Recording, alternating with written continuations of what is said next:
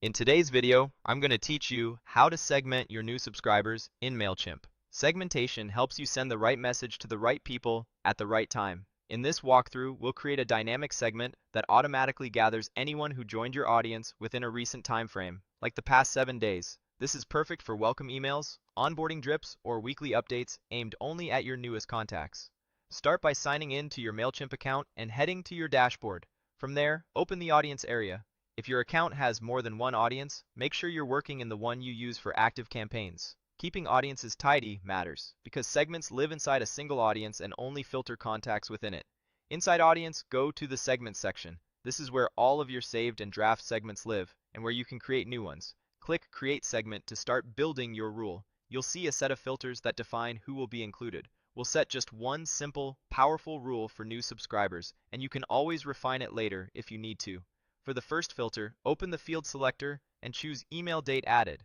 This field tracks the exact date a contact was added to your audience. It's different from fields like Last Opened or Sign Up Source. It's the most reliable way to catch truly new subscribers, regardless of how they joined, whether from a form, an import, or an integration. Next, open the operator menu for that filter and pick Is Within. This tells Mailchimp to look back a certain number of days from today. It creates a rolling window that updates automatically, so you don't have to rebuild your segment every week. In the value box, type the time frame you care about, like 7 days or 1 week.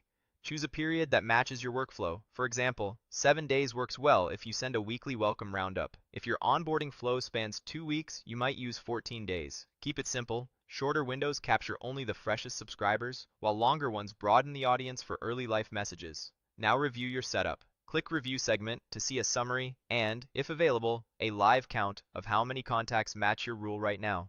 If the number looks higher or lower than expected, double-check the audience you selected and confirm the time frame you entered. You can always adjust the days and refresh the preview to make sure you're targeting the right slice of your list. When it looks good, choose Use Segment. This option confirms you want to proceed with the current rule set. You can use it immediately in a campaign or simply save it for later. To make it easy to recognize, click the segment name field and give it a clear, consistent name, such as Subscribers, Last 7 Days, or New This Week. Good naming saves time, especially if multiple people collaborate in your account. Finally, click Save and Exit. Your segment is now created and available anytime you choose recipients for a campaign, automation, or report. Because the condition uses Is Within, it stays current automatically. That means tomorrow it will still show the last 7 days, not a fixed date range. If your needs change, open the segment later, edit the days, and save again. That's it. You've built a reliable, reusable segment that captures your newest subscribers without manual work.